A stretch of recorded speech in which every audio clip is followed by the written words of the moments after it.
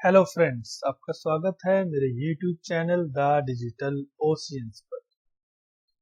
आज हम लोग करेंगे coordinator interview questions and answers. इससे पहले कि अपनी वीडियो जो है कंप्लीट हो चुकी है PHP और MySQL के ऊपर, तो ये अपनी वेब डेवलपर इंटरव्यू क्वेश्चन की 4th वीडियो है कोऑर्डिनेटर। तो चलिए स्टार्ट करते हैं। देखो, सबसे पहला क्वेश्चन है हमारा, व्हाट इज कोऑर्डिनेटर। कुछ इंटरव्यूअर ये बेसिक क्वेश्चन पूछते हैं, कुछ नहीं पूछते, लेकिन आपको पता होना चाहिए। तो कोऑर्डिनेटर क्या है? एक PHP MVC बेस्ड फ्रेमवर्क है। कोऑर्डिनेटर जो है एक PHP का फ्रेमवर्क है जो कि MVC के ऊपर बेस्ड है। इसका यूज हम इसलिए करते हैं ताकि हम वेबसाइट, वेब एप्लीकेशन जल्दी बना सकें। क्योंकि होता क्या है, कोऑर्डिनेटर फ्रेमवर्क में काफी सारी फंक्शनैलिटी आपको बनी बनाई मिल जाती है, एक स्ट्रक्चर आपको बना बनाया मिल जाता है, जिससे कि डेवलपमेंट जो है काफी फास्ट हो जाती है। और इसीलिए कंपनियां जितनी भी हैं वो ज्यादातर अब फ्रेमवर्क की रिक्वायरमेंट रखती हैं, फ्रेमवर्क मांगती हैं डेवलपर से, क्योंकि इसमें क्या है ना, कोई भी काम जल्दी हो जाता है, टाइम काफी सेव होता है।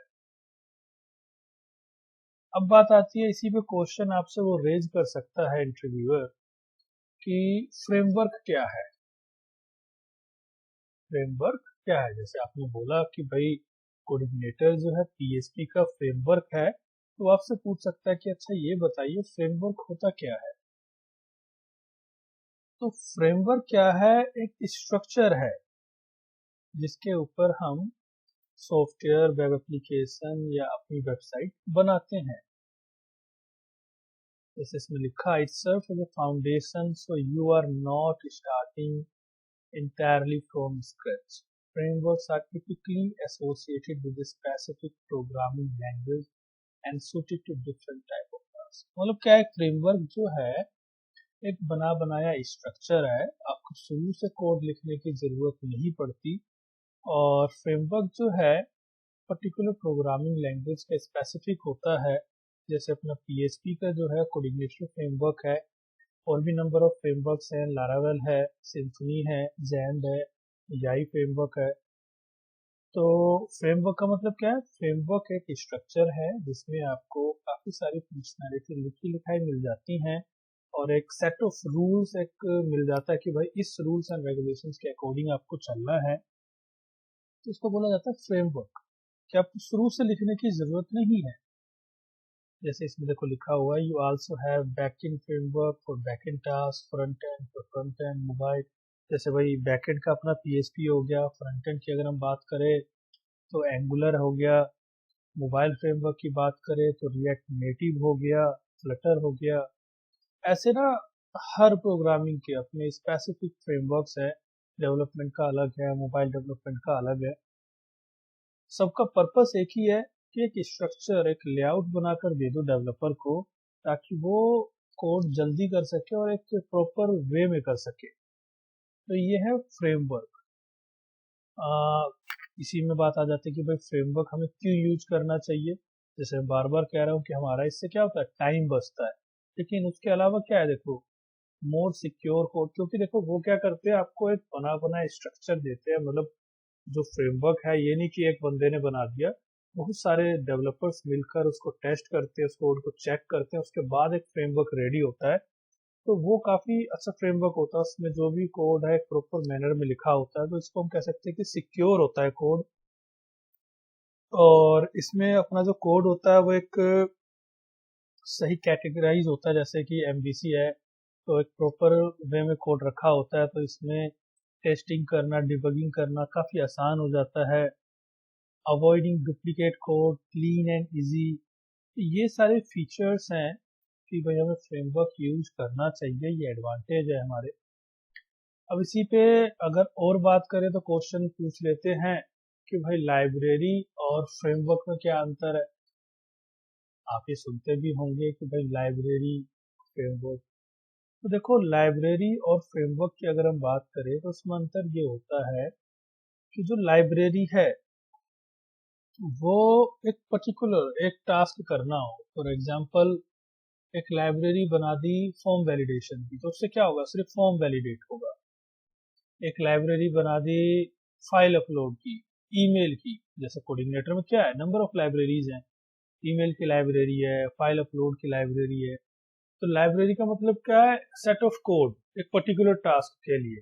एक पर्टिकुलर टास्क करना है तो उसके लिए number of set of code हमने लिख दिया, एक फंक्शन बना के धर दिया हमने, तो उसको हमने बोल दिया कि भाई लाइब्रेरी है ये।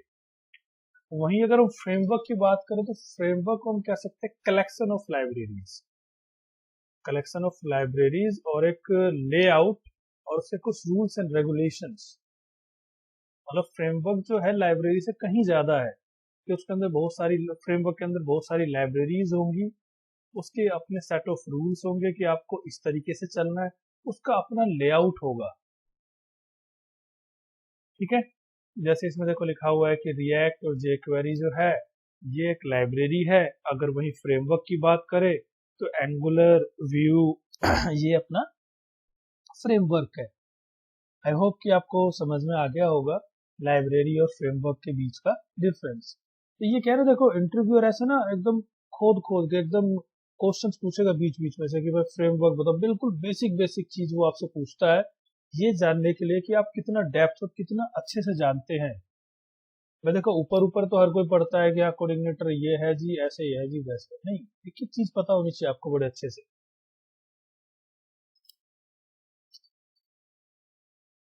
सेकंड नंबर क्वेश्चन है आपका, फीचर्स ऑफ कोऑर्डिनेटर। कि ठीक है जी, आपने कोऑर्डिनेटर की इतनी बढ़ाई कर दी, अब इसके कुछ फीचर्स बता दीजिए। देखो कोऑर्डिनेटर का पहला फीचर है कि ये एमवीसी बेस्ड है। एमवीसी एक बहुत ही अच्छा आर्किटेक्चर है जिसपे कोड लिखा जाता है, उसके बारे में हम डिटेल में आगे एक्सप्लेन करेंगे, आगे हम पढ़ेंगे। सेकंड फीचर इसका कि बहुत लाइट वेट है, मतलब इसमें बहुत ही लिमिटेड एक तरीके से कोड लिखा हुआ है, तो इसमें अगर हम वेबसाइट बनाते हैं तो वो काफी फास्ट होगी as compare to core PHP. Third number है generate SEO friendly URL. CodeIgniter के अंदर आप एसईओ फ्रेंडली यूआरएल जनरेट कर सकते हो, एक क्लीन यूआरएल बना सकते हो। अगर आप कोर पीएचपी की बात करो तो कोर पीएचपी में क्या होता है, question mark, service ID, ID, इस तरीके से यूआरएल बनते हैं जो कि एसईओ फ्रेंडली नहीं होते। लेकिन कोऑर्डिनेटर में क्या है, आप एसईओ फ्रेंडली यूआरएल बना सकते हैं बहुत ही इजीली, कोई हार्ड कोड लिखने की जरूरत नहीं है। फोर्थ नंबर है फॉर्म एंड डेटा वैलिडेशन।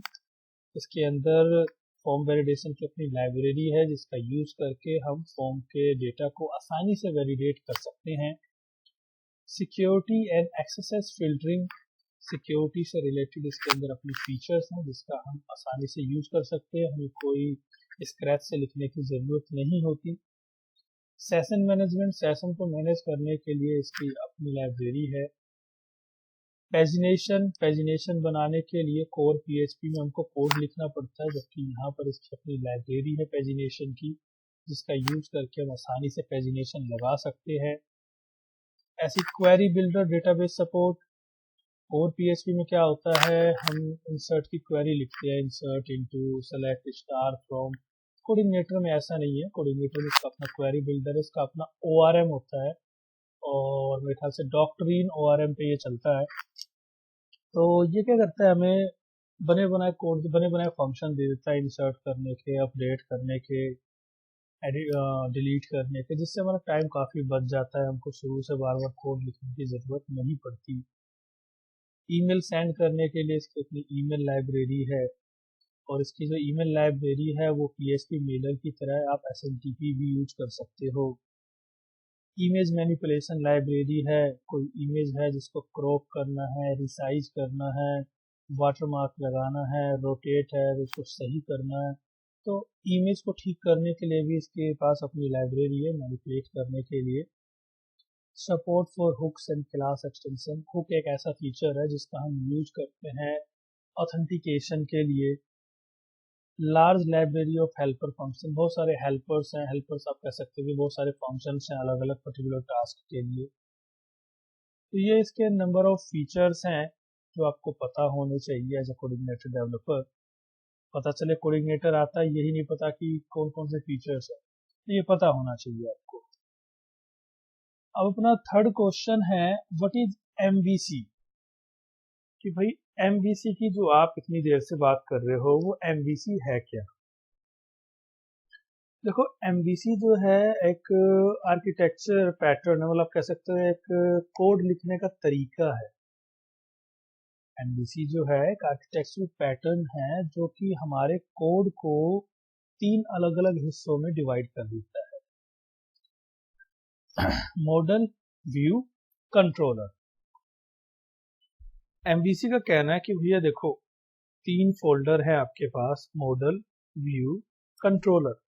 आपको डेटाबेस से रिलेटेड जो कोड लिखना है, इंसर्ट, अपडेट, डिलीट, सेलेक्ट, जो भी लिखना है वो आप मॉडल फोल्डर के अंदर लिखो। कोर पीएचपी में तो क्या होता है, जो हमारा डिजाइनिंग वाला पार्ट है, जहां हमने फॉर्म बनाया वहीं पे हम पीएचपी भी लिख देते हैं, डेटाबेस का कोड भी लिख देते हैं। लेकिन एमबीसी का कहना नहीं, ऐसे नहीं होगा। डेटाबेस का कोड आप मॉडल में लिखो।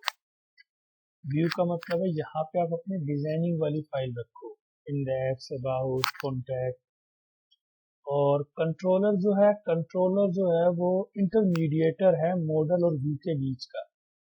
मतलब फॉर्म से कोई डेटा लेकर आना है और उसको डेटाबेस में इंसर्ट करना है, तो ये जो कोऑर्डिनेशन है ना, फॉर्म से डेटा लाना और डेटाबेस में भेजना, ये काम कंट्रोलर का होता है। ये मॉडल और व्यू के बीच का इंटरमीडिएटर होता है। इससे क्या हो रहा है, हमारा जो कोड है ना 3 हिस्सों में डिवाइड हो गया। तो मैं देखो डिजाइनिंग का कोड यहाँ लिखना है, डेटाबेस का कोड यहाँ लिखना है, पीएचपी के लॉजिक्स यहाँ लिखनी है। ऐसा करने से होगा क्या कि अगर हमारे प्रोजेक्ट का साइज थोड़ा बढ़ता भी है, स्केल भी होता है, तो कोड को आसानी से मैनेज किया जा सकता है, क्योंकि कोड हमारा क्या है, कैटेगराइज है प्रॉपर तरीके से। जबकि कोर पीएचपी में क्या होता है, हम सब कुछ खिचड़ पिचड़ कर देते हैं, एक ही जगह सब लिख डालते हैं।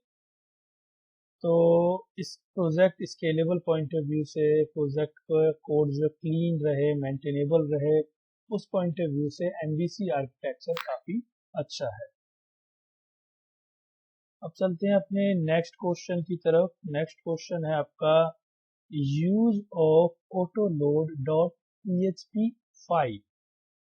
कि भाई कोडिग्नाइटर में ऑटोलोड डॉट पीएचपी फाइल जो होती है उसका क्या यूज है? देखो कोडिग्नाइटर में कोई भी लाइब्रेरी, मॉडल, हेल्पर, कुछ भी अगर आपको यूज करना है तो उसके 2 तरीके हैं।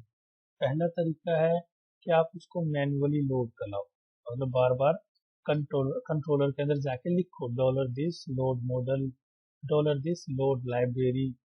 वहीं अगर हम auto load dot PHP file की बात करें तो इसमें क्या होता है, इसमें अगर आप किसी लाइब्रेरी, किसी मॉडल, किसी हेल्पर को लोड करवाते हो तो ये क्या होता है, ये आपके पूरे प्रोजेक्ट के लिए अवेलेबल हो जाता है, आपको बार बार लिखने की जरूरत नहीं है। फॉर एग्जाम्पल मैंने क्या करा, एक मॉडल फाइल लोड कराई, करंट फाइल बनाई मैंने मॉडल, उसको लोड करवा दिया ऑटो लोड। तो मैं उस CRUD मॉडल को अपने किसी भी कंट्रोलर में यूज कर सकता हूँ। मेरे को बार बार अलग अलग कंट्रोलर में कंस्ट्रक्टर में जाकर लोड मॉडल भी लिखने की जरूरत नहीं है, $this लोड मॉडल लिखने की जरूरत नहीं है।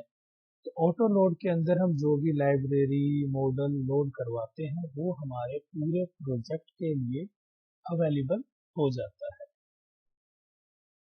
नेक्स्ट क्वेश्चन है हमारा, URL sorry URL structure in CodeIgniter. कि कोडिग्नाइटर जो है, कोडिग्नाइटर में URL का स्ट्रक्चर कैसा होता है, काफी फ्रेशर बिगनर को पता ही नहीं होता, ये तरीके से कंफ्यूज हो जाते हैं हमेशा। वो हमेशा कंफ्यूज रहते हैं कि इसका URL कैसे बन रहा है। देखो कोडिग्नेटर में URL का जो स्ट्रक्चर होता है वो होता है सबसे पहला बेस URL। बेस URL मतलब आपका लोकल होस्ट का जो भी URL है वो, या फिर लाइव है तो आपके डोमेन का नाम। बेस यूआरएल के बाद होता है index.php, जिससे कि पूरा कोऑर्डिनेटर रन होता है, जो सबसे पहले फाइल रीड होती है index.php। उसके बाद होता है आपके कंट्रोलर का नाम। उसके बाद होता है उस कंट्रोलर के अंदर फंक्शन का नाम। यहाँ पे आप देखो, ये तो हो गया बेस यूआरएल। उसके बाद index.php, फिर आपके वेलकम कंट्रोलर का नाम और फिर अबाउट फंक्शन का नाम। इस तरीके से इसमें बाय डिफॉल्ट यूआरएल बनता है। आप इस यूआरएल को मॉडिफाई कर सकते हो राउट्स का यूज करके, htaccess का यूज करके। बाय डिफॉल्ट ऐसे बनता है यूआरएल। तो ये आपसे लिखवा के भी देख सकते हैं और पूछ सकते हैं कि भैया यूआरएल स्ट्रक्चर बता दो, डिफॉल्ट क्या बनता है पेज का यूआरएल। नेक्स्ट क्वेश्चन है हमारा, वही पहले वाले क्वेश्चन, 5th नंबर क्वेश्चन से रिलेटेड है कि यूआरएल के अंदर जो index.php आता है उसको कैसे रिमूव कर सकते हैं। तो htaccess एक फाइल होती है जिसका यूज करके हम index.php को यूआरएल में से रिमूव कर सकते हैं। ये कुछ कोड होता है जो कि बना बनाया मिल जाता है, जब भी सर्च करेंगे रिमूव index.php ये कोड आपको मिल जाएगा। तो हमें कुछ नहीं करना होता है, htaccess की फाइल बनाते हैं हम रूट डायरेक्टरी में और उस htaccess फाइल के अंदर इस कोड को लिख देते हैं। तो यूआरएल में हमें index.php लिखने की जरूरत नहीं पड़ती। तो इस तरीके से हम index.php जो है यूआरएल से हटा सकते हैं। 7th क्वेश्चन है हमारा राउट्स। कोऑर्डिनेटर के अंदर राउट्स क्या है, उसका क्या यूज है। देखो, राउट्स का यूज होता है कि जो हमारा यूआरएल है उस यूआरएल को SEO friendly banana. By default हमने देखा कि कोऑर्डिनेटर में कंट्रोलर का नाम और फिर फंक्शन का नाम आता है। मैं चाहता हूँ नहीं, मेरे को एसईओ फ्रेंडली यूआरएल बनाना है। तो कोऑर्डिनेटर के अंदर routes.php फाइल होती है config फोल्डर के अंदर। इसके अंदर जाकर हम एसईओ फ्रेंडली यूआरएल बना सकते हैं। उसके बाद है आपका क्वेश्चन, हुक्स क्या है। कोऑर्डिनेटर के अंदर हुक्स का क्या काम है, वो क्या है। देखो, यहाँ पे जो भी मैंने डेफिनेशन लिखा बहुत ही शॉर्ट में लिखा ताकि आपको आसानी से समझ में आ सके और आप सिंपल एक्सप्लेन कर सके इंटरव्यूअर को। आपको क्या है ना, वो इंटरनेट से एकदम रटी रटाई चीज नहीं बतानी है सामने वाले को। ये तो समझ जाएगा कि आप रट के आए चीज। आपको समझाना है सामने वाले को, देखो जी ये होता है, और एकदम शॉर्ट में समझाना है, ये नहीं कि कहानी सुनाने लग जाए। अब इसमें देखो क्वेश्चन है हमारा, हुक क्या होता है। तो हुक का जो हम कोऑर्डिनेटर में यूज करते हैं उसका यूज करते हैं ऑथेंटिकेशन के लिए। कुछ चीज हमें चेक करनी है, क्रॉस चेक करनी है। जैसे हुक्स को जो है लारावेल मिडलवेयर होता है, उसके जैसा काम होता है यहाँ पे हुक का। हुक का काम क्या होता है कि कोई भी कंट्रोलर है, उस कंट्रोलर के अंदर कोई भी फंक्शन जो है वो लोड होने से पहले चेक होना चाहिए। ये पूरा कंट्रोलर लोड होने से पहले चेक होना चाहिए। तो वो चेक करने के लिए जो कोड है ना, वो हम लिखते हैं हुक्स के अंदर। हुक क्या करता है, आपके कंट्रोलर को लोड करने से पहले, फंक्शन को लोड करने से पहले कोड चेक करता है, सब कुछ सही है तब वो लोड करता है। तो ये क्या हो रहा है, एक तरह से हम कुछ चीजें ऑथेंटिकेट कर रहे हैं। तो हुक्स का यूज हम करते हैं ऑथेंटिकेशन के लिए। लेकिन अगर आप इंटरनेट पे डेफिनेशन पढ़ेंगे तो वो डेफिनेशन थोड़ी अलग है। वो अपनी जगह ठीक है जो उन्होंने लिखा, लेकिन मेरे एक्सपीरियंस से ये डेफिनेशन काफी बेटर होगी एकदम शॉर्ट में समझाने कि हुक का यूज हमें करते हैं ऑथेंटिकेशन के लिए। इसका मैंने डिटेल नहीं दिया कैसे करते हैं, वो आप मेरे आने वाली वीडियोस में देख सकते हैं। नेक्स्ट क्वेश्चन की तरफ चलते हैं। नेक्स्ट क्वेश्चन है हमारा, how to change the default controller. सही बात है, कोऑर्डिनेटर में जो है डिफॉल्ट कंट्रोलर होता है हमारा वेलकम। अब अगर हमें वेलकम नाम नहीं रखना, मैं चाहता हूँ डिफॉल्ट कंट्रोलर मेरे को होम बनाना है, home.php, मतलब मैं डिफॉल्ट कंट्रोलर चेंज करना चाहता हूँ। तो आप डिफॉल्ट कंट्रोलर को चेंज कर सकते हैं। आपको routes.php फाइल में जाना है, routes.php फाइल में जब आप जाएंगे तो आपको इस तरीके से लिखा हुआ मिलेगा राउट डिफॉल्ट कंट्रोलर, यहाँ वेलकम। इस वेलकम की जगह आप अपने दूसरे कंट्रोलर का नाम लिख दो जिसको आप डिफॉल्ट बनाना चाहते हो। तो इससे क्या होगा, आपका डिफॉल्ट कंट्रोलर जो है चेंज हो जाएगा। इस तरीके से आप डिफॉल्ट कंट्रोलर चेंज कर सकते हैं। अब चलते हैं अपने नेक्स्ट क्वेश्चन की तरफ। नेक्स्ट क्वेश्चन है हमारा, what are helpers in CodeIgniter. Helpers क्या है? हेल्पर्स जैसे कि इसके नाम से पता लग रहा है कि भाई ये हेल्प करेगा हमारे किसी टास्क में, किसी काम में। हेल्पर्स को ना आप ये कह सकते हो कि एक फाइल जिसमें नंबर ऑफ फंक्शंस लिखे हुए हैं पर्टिकुलर टास्क के लिए। जैसे कोडिग्नाइटर में क्या होता है, नंबर ऑफ हेल्पर्स हैं, जैसे यूआरएल हेल्पर्स है जिसके अंदर हमारा बेस यूआरएल फंक्शन होता है और यूआरएल से रिलेटेड जो भी फंक्शनैलिटीज है वो इसके अंदर होती है। फॉर्म हेल्पर्स है, टेक्स्ट हेल्पर्स है, टेक्स्ट हेल्पर्स के अंदर हमारा फंक्शन होता है वर्ड अंडरस्कोर लिमिट। तो ऐसे नंबर ऑफ हेल्पर्स है, कुकी हेल्पर्स है, फाइल हेल्पर्स है। तो हेल्पर्स जो है, हेल्पर्स क्या है, एक फंक्शन है कोई पर्टिकुलर टास्क के लिए, कलेक्शन ऑफ फंक्शन, एक सिंगल फंक्शन नहीं कह सकते। हेल्पर एक ऐसी फाइल है जिसमें नंबर ऑफ फंक्शंस हैं लेकिन वो पर्टिकुलर टास्क के लिए, पर्टिकुलर कैटेगरी के लिए, कि भाई 4 फंक्शन लिखे तो चारों फंक्शन यूआरएल से रिलेटेड काम करेंगे। तो ये होता है हमारा हेल्पर्स। अब चलते हैं अपने नेक्स्ट क्वेश्चन की तरफ। नेक्स्ट क्वेश्चन है हमारा, difference between helper and library. तो भाई हेल्पर और लाइब्रेरी में क्या डिफरेंस है? देखो, हेल्पर और लाइब्रेरी में बड़ा ही माइनर सा डिफरेंस है। हेल्पर जो है वो एक ऐसी फाइल है जिसमें नंबर ऑफ फंक्शंस लिखे हुए हैं और वो जो फंक्शंस लिखे हुए हैं एकदम कोर पीएचपी में जैसे हम लिखते हैं वैसे लिखे हुए हैं। ये है हेल्पर। वहीं अगर हम लाइब्रेरी की बात करें तो लाइब्रेरी में भी नंबर ऑफ फंक्शंस लिखे हुए हैं लेकिन वो जो फंक्शंस लिखे हुए हैं वो क्लास बनाकर लिखे हुए हैं, मतलब एक ऑब्जेक्ट ओरिएंटेड वे में लिखे हुए हैं। तो अगर हम ऑब्जेक्ट ओरिएंटेड फॉर्मेट में कोड को लिखते हैं तो वो हमारी लाइब्रेरी हो जाती है। अगर हम कोर पीएचपी की तरह सिर्फ फंक्शन बना बना कर काम करते हैं तो वो हमारे हेल्पर होते हैं। तो ये डिफरेंस है इन दोनों के बीच में। नेक्स्ट क्वेश्चन है हमारा, how to create a custom library in CodeIgniter. कि अगर हमें कस्टम लाइब्रेरी क्रिएट करनी है कोडिग्नाइटर में तो हम कैसे कर सकते हैं? देखो, हम कस्टम लाइब्रेरी क्रिएट कर सकते हैं। कोडिग्नाइटर के अंदर एक फोल्डर होता है लाइब्रेरीज, उस फोल्डर के अंदर आपको जाना है और एक फाइल क्रिएट कर देनी है।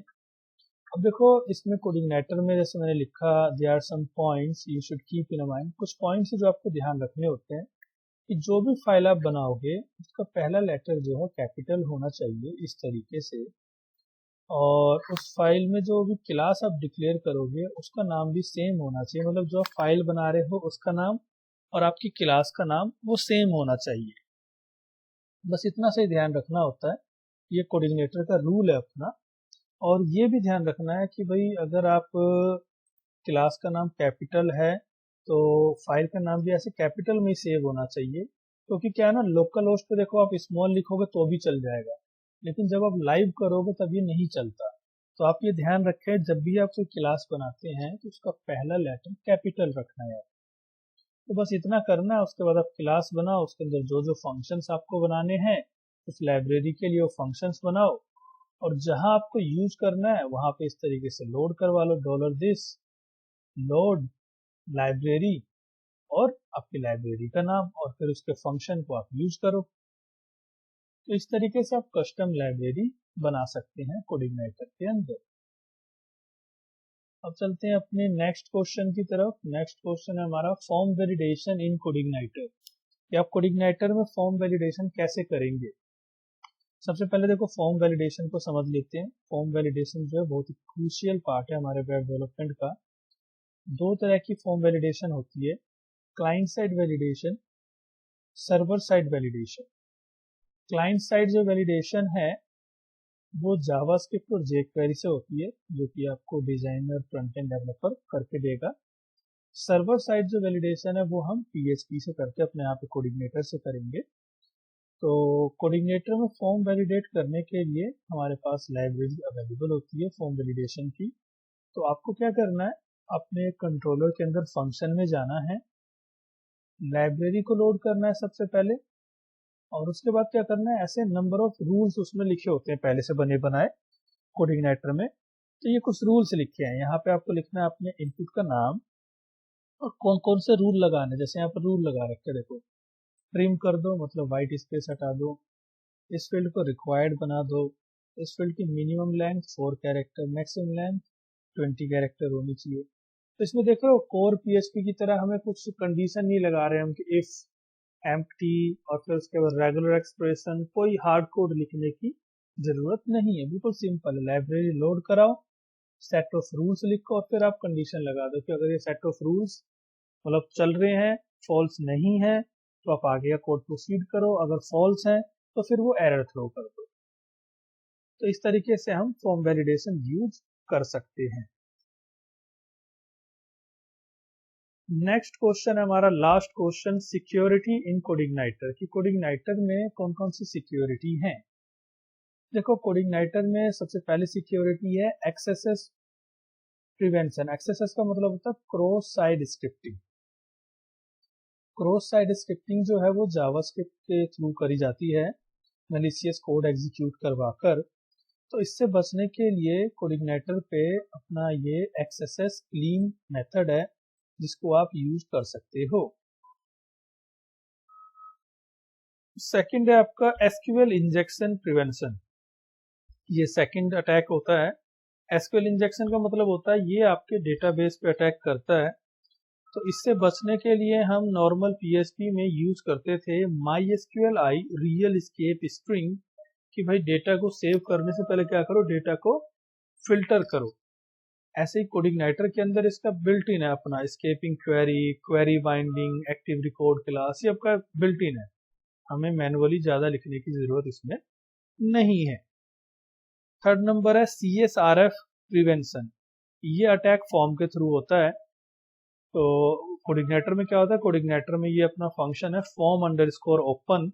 जब भी हम ये यूज करते हैं तो ये क्या करता है, ऑटोमेटिकली एक CSRF टोकन जनरेट कर देता है। आप चाहो तो मैन्युअली भी जनरेट कर सकते हो गेट CSRF टोकन के नाम से। और CSRF यूज करने के लिए हमें config.php में जाना होता है और उसको ट्रू करना होता है, और CSRF को रीजनरेट को ट्रू करना होता है। तो ये तीन तरह के सिक्योरिटी मेथड्स हैं जो कि काफ़ी सही हैं कि भाई हमें हार्ड कोड नहीं लिखना पड़ रहा बार बार जाकर। तो ये कोडिग्नेटर के कुछ 14 क्वेश्चंस थे मेरे पॉइंट ऑफ व्यू से जो मुझे इम्पोर्टेंट लगे। अगर आपने इस वीडियो से कुछ नया सीखा हो, अगर आपकी हेल्प हुई है इस वीडियो से, आप इस वीडियो को लाइक करिए, चैनल को सब्सक्राइब करिए और बेल आइकन को प्रेस करिए मेरी नई वीडियो के नोटिफिकेशन के लिए। और अगर आपका कोई सजेशन है या कोई डाउट है या फिर इस वीडियो में कोई कमी रहती है तो आप कमेंट में ज़रूर लिखें। Thank you.